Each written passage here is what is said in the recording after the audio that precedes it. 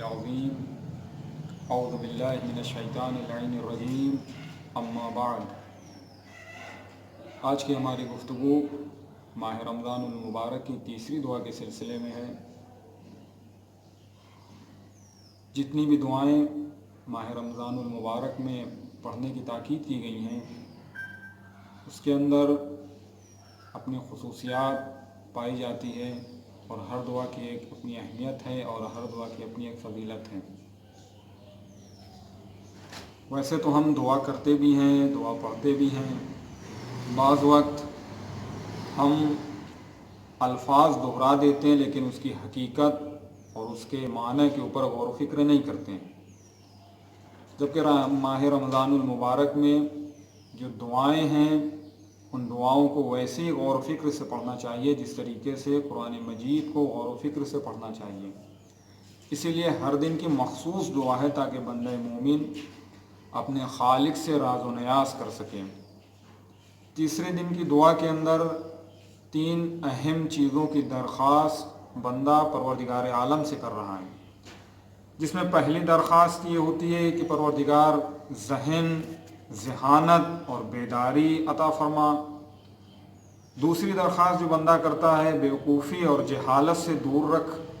اور تیسری درخواست جو بندہ اپنے پروردگار عالم سے تیسری ماہ رمضان کو کر رہا ہے وہ یہ ہے کہ آج کے دن جو بھی خیر تو نازل کرے اس میں میرا حصہ قرار دینا۔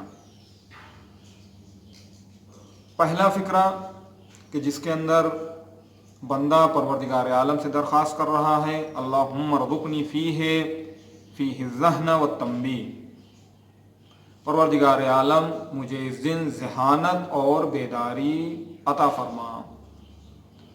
عام طور سے رزق کھانے پینے کی چیزوں کو کہتے ہیں، لیکن عربی میں نعمتوں کے جاری رہنے کو بھی رزق کہا جاتا ہے، اور رزق کی 2 قسمیں ہوتی ہیں، ایک دنیاوی رزق ہوتا ہے اور ایک اخروی رزق ہوتا ہے۔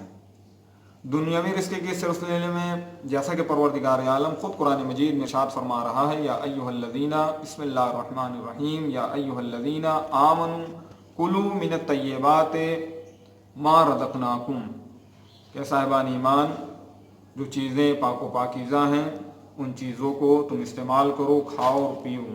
یہاں پہ رزق سے مراد دنیاوی نعمتیں ہیں۔ دوسری قسم اخروی رزق کی ہے، جیسا کہ خود پروردگار عالم قرآن میں ارشاد فرماتا ہے، بسم اللہ الرحمن الرحیم، لا تحسبن الذین قتلوا فی سبیل اللہ امواتا بل احیاء عند ربہم یرزقون۔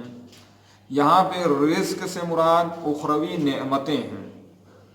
دوسری چیز جو پہلے فقرے کے اندر کہی گئی ہے وہ ذہن ہے۔ ذہن ایک ایسی نعمت ہے، ایک ایسی عطا ہے پروردگار عالم کی جس سے انسان اس دن پروردگار عالم سے طلب کر رہا ہے، چونکہ ذہن کے ذریعے سے ہی انسان کسی چیز کو درک کرتا ہے اور اس کو سمجھتا ہے، اس کو یاد کرتا ہے۔ دوسری چیز جو ہے وہ تنبیہ ہے، یعنی پروردگار عالم میرے قلب کو بیدار کر دے، چونکہ جب تک انسان کا قلب بیدار نہیں ہوگا، جب تک انسان دلی اعتبار سے بیدار نہیں ہوگا تب تک انسان کسی چیز کو خضوع اور خشوع کے ساتھ انجام نہیں دے سکتا ہے۔ اس دعا کے اندر دوسرا فقرہ جو ہے کہ جس کے اندر بندہ یہ دعا کر رہا ہے اور درخواست کر رہا ہے پروردگار عالم سے، وَبَاعِدْنِی فِیہ مِنَ السَّفَاہَةِ وَالتَّنبِیہ، کہ پروردگار عالم مجھے جہالت، بیوقوفی اور گمراہی سے بچائے رکھنا، دور رکھنا۔ سفاہت بیوقوفی کو کہتے ہیں اور اس کی ضد حکمت ہے، یعنی ہر وہ کام جو خلاف حقیقت و خلاف حکمت انجام دیا جائے اسے سفاہت کہتے ہیں، اسے بیوقوفی کہتے ہیں۔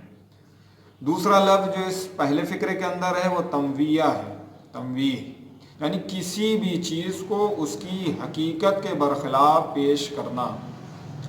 لیکن یہاں پہ صفاحت میں اور تنویہ میں فرق پایا جاتا ہے۔ صفاحت میں مبتلا شخص اپنے برے کاموں سے بے خبر ہوتا ہے کیونکہ وہ بیوقوف ہوتا ہے، احمق ہوتا ہے، لیکن تنویہ میں مبتلا شخص اپنے برے کاموں سے آگاہ ہوتا ہے لیکن اسے اچھا بنا کر پیش کرنے کی کوشش کرتا ہے۔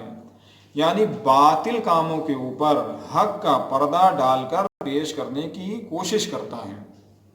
تیسرا فقرہ جو اس دعا کے اندر ہے، جس میں بندہ پروردگار عالم سے درخواست کر رہا ہے، وہ یہ ہے وَجْعَلْ لِي نَصِيبًا مِّن كُلِّ خَيْرٍ تُنزِلُ فِيهِ بِجُودِكَ یا اجود الاجودین۔ یعنی پروردگار عالم سے بندہ درخواست کر رہا ہے کہ پروردگار عالم تیسری ماہ رمضان کو جتنی بھی خیر، جتنی بھی نیکیاں تیری طرف سے نازل ہونے والی ہیں، پروردگار عالم اس خیر اور اس نیکی میں میرا حصہ قرار دے۔ چونکہ خیر پروردگار عالم کی طرف سے ہی نازل ہوتا ہے، اور خود خیر کے دو قسمیں ہیں، ایک خیر خیر مطلق ہوتا ہے، خیر خیر مقید ہوتا ہے۔ خیر مطلق یعنی اللہ کی نعمتیں جو جنت میں سب کے لیے عام ہیں۔ خیر مقید مثلا ایک چیز کسی کے لیے خیر ہے اور وہی چیز دوسرے انسان کے لیے شر کا سبب بن جاتی ہے۔ مثلا مال و دولت ہے، مثلا بندہ مومن کے لیے خیر کا سبب بن سکتی ہے، لیکن ستمگر اور مشرکین کے لیے، ظالمین کے لیے شر کا سبب بن سکتی ہے۔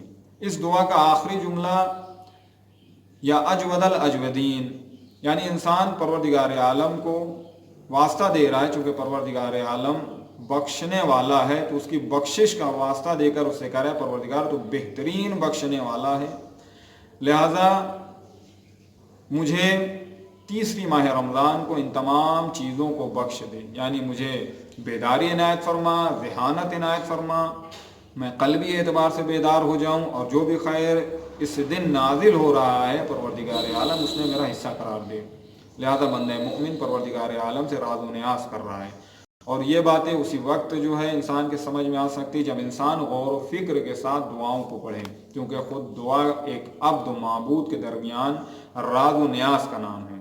لہذا پروردگار عالم کی بارگاہ میں دعا ہے، پروردگار عالم ہمیں دعا کو صحیح معنوں میں اور غور و فکر کے ساتھ پڑھنے کی توفیق عنایت فرمائے، اور جتنی بھی برکتیں ماہ رمضان میں نازل ہو رہی ہیں پروردگار عالم اس میں ہمارا حصہ قرار دے۔ وآخر دعوانا ان الحمد للہ رب العالمین۔ اللہم صلی علی محمد وآل محمد وعجل فرجہ۔